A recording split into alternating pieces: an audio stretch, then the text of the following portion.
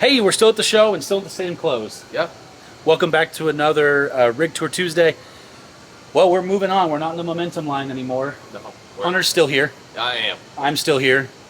Lauren's probably in bed still. Right. No, but I mean, Slacker. we're having Just kidding. fun, though. I mean, this is like our Christmas morning. Excited to be at the show and also showcase not only a floor plan that was in consideration for y'all. Yep. When you were comparing your Solitude 390 arcade. In fact, it was down to these two. But I think y'all are also comparing, pros and cons between ordering and not ordering. Yep, exactly. Having full body paint and not. And Yep. so we actually have a rig here that we don't get to showcase very often. Plus, it's a full body paint rig, so Yeah. admire it. Unfortunately, it's a show scenario, so there's the cap. And we're going to be doing a lot of talks this weekend on pros and cons, and between fifth wheels, Class C's, between buying at the show, not. But one of the pros and cons I want to talk about is pros and cons between full body paint before we tear into the Solitude. Right. It's really easy because it looks amazing. That would be the only reason why you're buying it, is if it is your house on wheels, you want it to just sparkle and shine, stand out. And they are pretty. You do notice them a little bit quicker going down the road. Absolutely. But know that in terms of the value of $13,000 and what you can do with $13,000 is that's a conversation that I pride myself in having with my customers, is bang for your buck. Lithium upgrade potentially. Oh, absolutely. Well, generator. Some of a lithium upgrade. is a generator worth, the full body paint. Right. And in my opinion, the other big thing to know from Grand Design is on a full body paint Solitude, you get a 2-year warranty on that full body paint. When you go with the decals that are actually now that they went away from the tan, you get a 5-year warranty on those automotive grade decals. Yep. So just like the Momentum video you saw previously, we are going to do this particular Solitude with Hunter. We're going to go into just a little bit more detail than I'm going to, and then I'm going to take you around the rest of the Solitudes here so he can actually go, work. I don't know why I said it like that. No, really, I'm the one working. Right. I'm blessed that my job's helping people camp, though. So, that's why, when in quotations, I get to hang out with cool people all day. There you go. And me. Sorry. So I'm going to flip you guys around. We're going to go right into it with Hunter. Oh, absolutely. So again, we're in front of a 2023 Grand Design Solitude 380FL. Now, it's not the FL-R, which is the designation for the residential fridge. This is actually the propane electric, but it's also generator prep. Yeah. If I was going generator prepped, I'd get the residential fridge. If I didn't have a generator, I personally would go with propane electric so that you have a backup of some sorts. So the exact opposite of what we did. Perfect. But again, what's on the ground and available, though, sometimes overweighs, that perfect scenario. So if you're curious about the R portion of the model, essentially stands for residential, which is going to be the residential fridge, and then typically in conjunction with that, if you're getting it from a dealer like Hunter, it's also going to come with a solar package, which is a 300 watt with the option of a second, and a 2000 watt inverter to help power all that stuff in transit. I can tell you, we do it. It does exactly what it's supposed to do. It does. And they say that it needs only a 30% of its daily charge to keep up with the fridge, and that's pretty accurate. Now, there is now, on the new 2023 year models, there is an option for dual 330 watt panels instead of just the one 300 watt panel. That option would also come with a 50 amp controller, Bluetooth connectability, and then also dual ports on the outside. But that's just, and it's an $800 difference. You start talking about pros and cons with individual line options. That'd be a good one. So from layman's terms, I would tell you from my perspective, the way I view that is the way I would perceive that is, with the original solar package, you'll be able to go in transit and not worry about the things in your fridge and be able to flip a light on if you need it. And that's about it. The second one, you might be able to run the fans, the lights, maybe a TV, and a few things, so you can boondock a little. Yeah. Very little. If you're okay, depending on the heat, you're not going to be able to run ACs, you're not going to be able to do any of that stuff. Honestly, you probably shouldn't turn your microwave on. And solar's only as good as the battery bank that it has anyways. And they aren't coming with lithiums with that upgraded solar package. Something we can help with, but we'll have a whole different video talking about diving into solar, because that can turn into an hour-long video in and of itself. It'll turn into a week with me, you know that. Yeah, absolutely. But again, in terms of the full body paint, it's absolutely gorgeous. I love the look of them. They really stand out.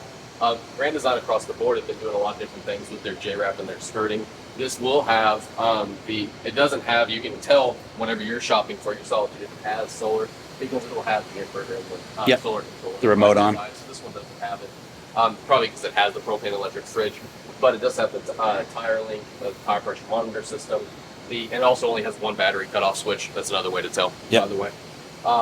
but you're outside your central vacuum system right there.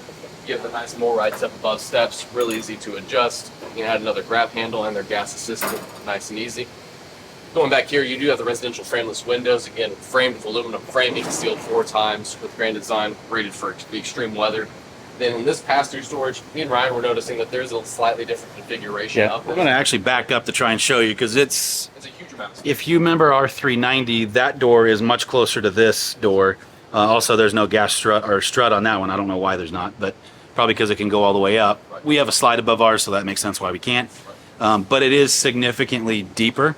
This first bay is about as wide as our, now it's significantly wider.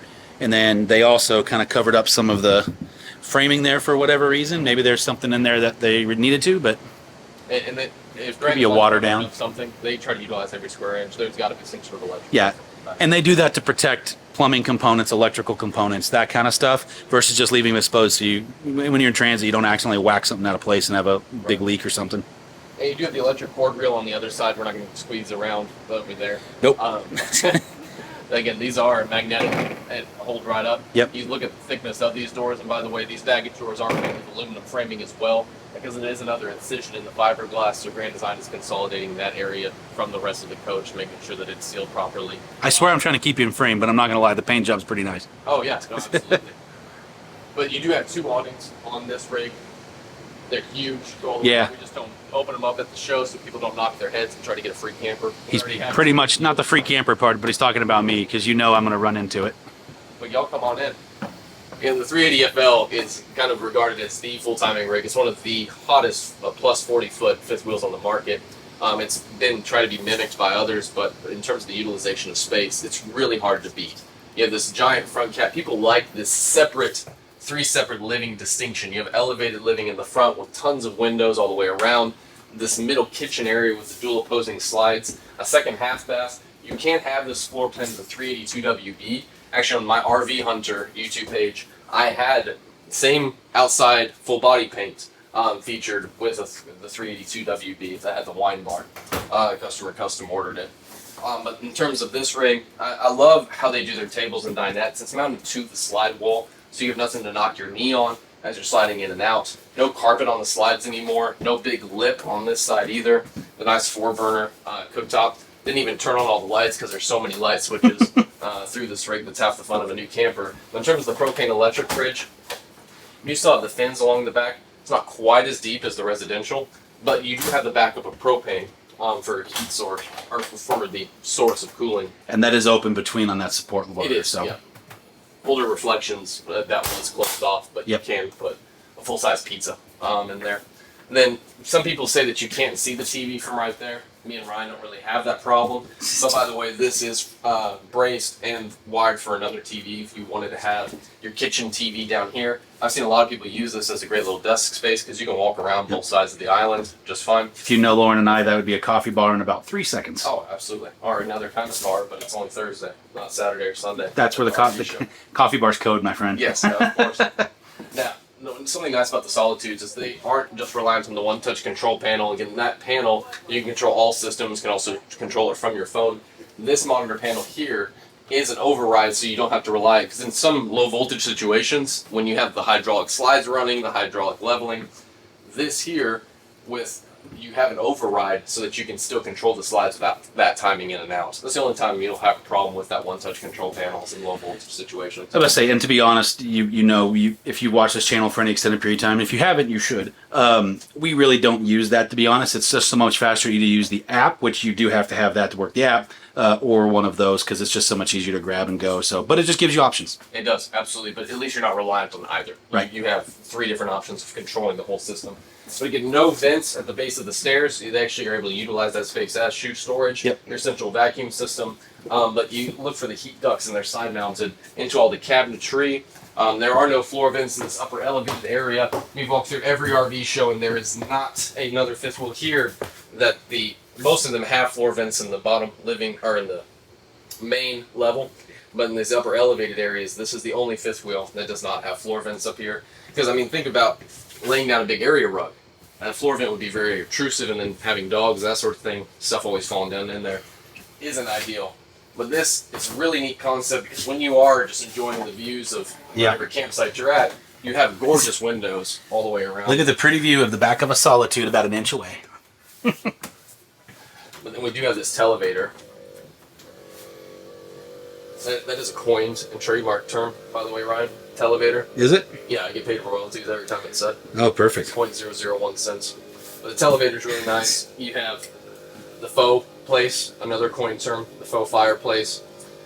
But that's plenty of heat to put off. And the nice thing about having a faux fireplace is it is an electric heat source instead of just being reliant on just propane. That TV's bigger than it used to be. It is. Absolutely. They made the opening. I say I think that's the same size we have. So really the biggest difference in our 390 RK and this is the kitchen. It's just rearranged a little bit differently, but the spaces are almost identical in size. They both are 41.5 feet. Both have a gross weight of 16.8. The 390 RK is a little bit heavier on the dry weight side of things, but this has a second half bath that some people you're not going to get the use out of. Nope. And so you just might as well reorient. And here's your full timer tip. Buy a rig for yourself and what you actually have at the moment. People, we thought people would come stay with us. I'd be honest, that's what hotels are for, and other campers. Well, you also haven't never invited Ryan. What a shame. But was that code for Hunter wants to come camping with us? yeah, and just throw my 3 kids in the We're big chaos. tray. Yeah, just throw them down there. But these are all adjustable shelves, something really neat that, I mean, everybody has different needs for their pantry space. Right. But those shelves are removable. It's a good sized pantry for this too. I think that got bigger as well. I don't think so. It didn't? Okay. But because it's always been about that size. But again, I've also been off Maybe the it's floor. the drawers throwing me off. I've been the phone and internet guy for the last 4 months, so we're kind of learning stuff together today. But awesome second half bath. Big enough to do what you need to do. That's it. Oh, absolutely. I'm not Matt's RV review, so I'm not going to show you the perfect pooping position. But Yeah, it doesn't count when you're super skinny and small. Exactly. It's not. But this is great, and I mean, in terms of planning for guests, that's why people get the 380FL. Is they want that accessibility, that of living space a couple could utilize just fine. Yep. But say that you have guests, both of those make out into huge beds, and then you have these coat closets for either your guests or your winter wear. Well, and one nice thing too that we don't have that option is you do get a little bit of separation. So you've got essentially a guest bedroom back there with the trifolds, and then you have the bedroom. So the kitchen stays in between. For us, if we have somebody staying with us, our couch comes out. We have to kind of maneuver around them to get to the kitchen, wake them up, all that kind of stuff. This, I'm sure we wake them up anyway. I'm not the quietest person, but you know what I mean. They got a better fight. They stand a fighting chance in here. Yeah, because I don't think we showcase the fact that that has a curtain that actually close off up there. And so some people actually get this floor plan even if they had kids, right? And rearrange it because I mean there's so many different things you can do with those couch slots up there. But in terms of this bedroom space, Solitudes again just find a way to cram in so many little features. They do, and this is exactly like ours. You know that's Lauren's shoe storage. That's Lauren's shoe storage. That's Lauren's shoe storage. That's Lauren's shoe storage. This is too. Oh yeah, I already said that. Pretty much all this except for this little nook and a crevice over there is Lauren's shoe storage. Awesome. Did she also line the side tables with her favorite pairs, like her slippers? She doesn't, believe it or not. They actually do all fit in the entire underbed storage. Thank God. See what happens when Lauren doesn't come around. Yeah, sorry, babe. I love you. But in terms of closet space, the 390 RK definitely has a slight edge, and just in my opinion. You do have the coat closets for guests, which is really nice, but I'll say that, and you have this dresser still essentially in the 390 RK. That's unflattering. There we go, and gone. But these closets, it's still really usable. You grow to your space ultimately, you know. But the front cap closet of the 390 RK. So just being fully honest, that was one of our hang-ups with this space. Is we didn't love how these closets and going full time. If you're not full timing, it doesn't matter. You're gonna have like 5 things, but what you give up for that, you get in this. Right, absolutely. I mean, in terms of the bathroom, it's incredible. Yeah. The space that you get back here is the same head height, knowing that all that storage is underneath your feet. But the dual sinks is awesome. All this counter space that you get in here, I know ladies love it.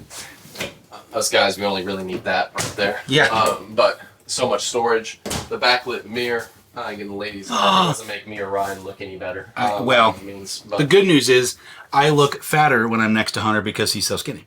Well, but the nice thing is I can just kind of squeeze in front. That's true. I did see something. I can't. Yeah, sorry.